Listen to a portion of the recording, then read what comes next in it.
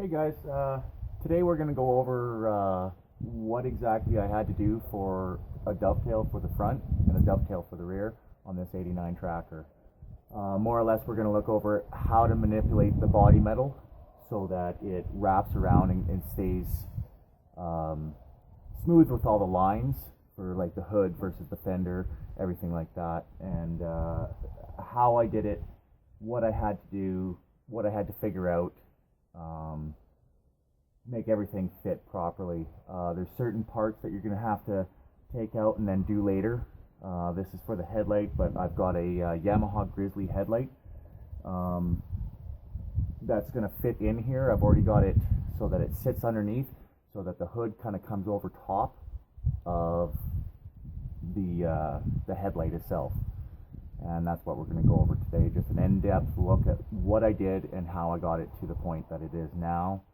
There's still a lot of work that needs to be done to this. It's not going to be done anytime soon.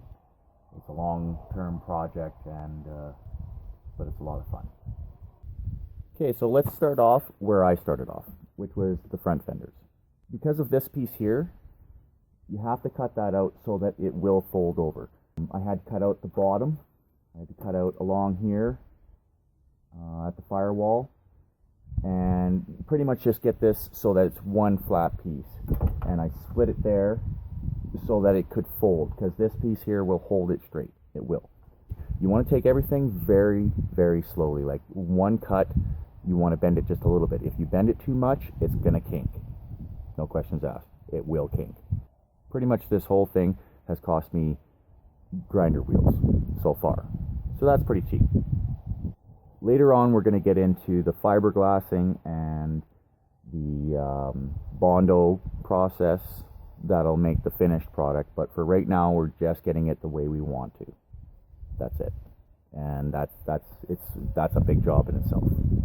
So this is the inner fender.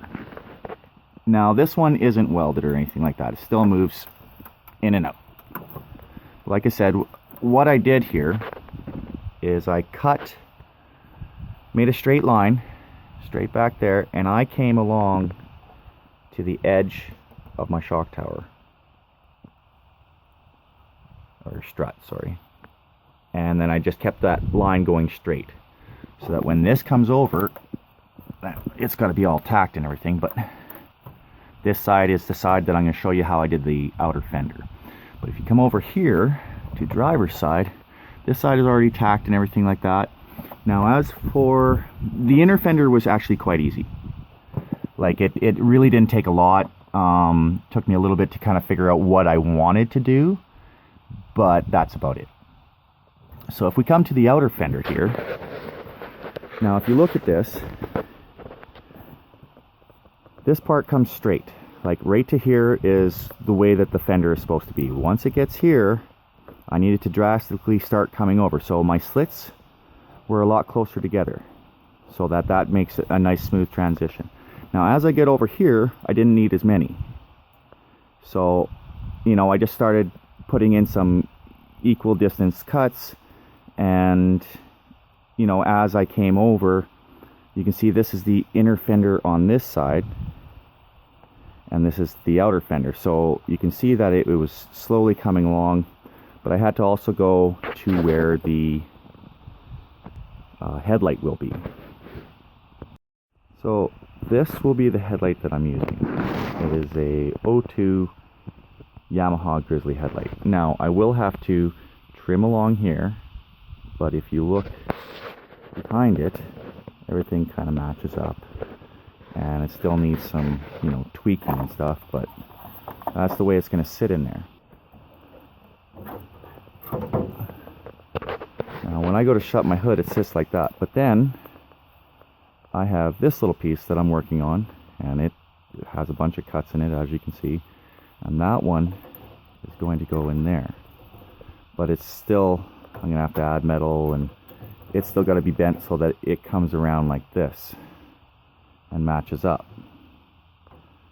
and that's the next step, I guess. Well, if you want it to bend sharply, you put lots of cuts in. If you just want a slight bend, You just do it progressively as you need it.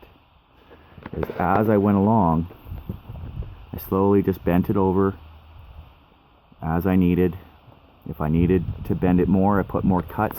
And usually what I do is if I have a cut here and a cut here and I need a little bit more, I'll just take the center point of those two cuts to make it more fluid. So if I needed more between here and here, I would cut there, and same all the way along. I just fill in the middles with cuts. But this one actually turned out pretty good.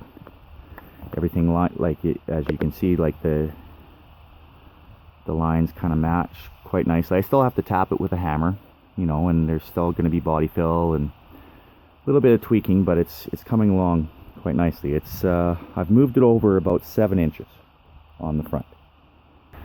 This flat metal will bend no problem. Once you add this curve to it, it's much like your floor. These up and down dips give structure, but it makes it a lot tougher to bend anything and kind of make it do what you want. So what I've done is I've put in these slits. Now it's not very much, but as I bend, it gives room for the middle to pinch together and release some of that stress. So I came a little bit past the bend and then a little bit past the bend on this side. And then it's working on just the flat and the flat, and it will.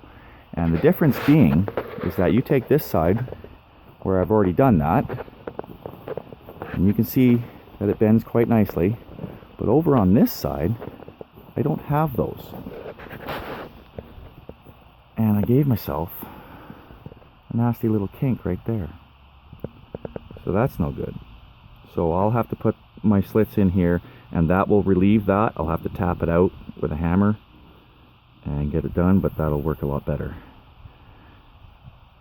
Now as for the rear, you can see that one bent really nicely.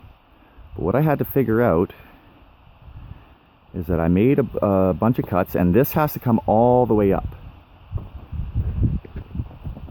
Get a better view for you guys. This has to come all the way up. I had to get into there and make cuts all the way down, all the way down, all the way down. Is I took this back piece, and if I stood right here, I lined it up so it comes along the inside of the frame, and that's all I really use for a guideline. It's the same distance from the frame up, like to that bottom piece there, so that worked out pretty well. I forget what the actual measurement was, but the thing was is I did the same thing to this side. So if we come over and we look, that kind of matches up to the outside of the frame there, just like this side. And that's where everything, I just used reference points. I didn't really get too far into it as far as that. Tried to keep this straight with just a little torpedo level. I came along here, opened that right up all the way down, and I cut out a lot here so that when this comes over, it's going to want to close up that slot. And actually I had to come along here and cut it out, and then I had to come in again and take out like a 1/4 inch for that to actually want to bend over nicely. But that's about where we've gotten to with this little tracker. It's been a fun little project so far, and I'm really getting excited to work on it more, weather depending. Okay, well, thanks for stopping by. I hope you guys got something out of this this little look at a little bit more about what we're doing with this front and rear dovetail. I'll be making videos as we go along just to explain what I'm doing, and pretty much I have to figure it out as I go along. Like I've never done a dovetail before. I've seen a lot of them done, but a lot of them are just, you know, smash it over with a sledgehammer and call it good. I want to do something that's nice. I want to do something that, you know, looks good, and I'll try to make as many videos as I can showing you guys what I'm doing as I'm doing it. A lot of it is weather depending.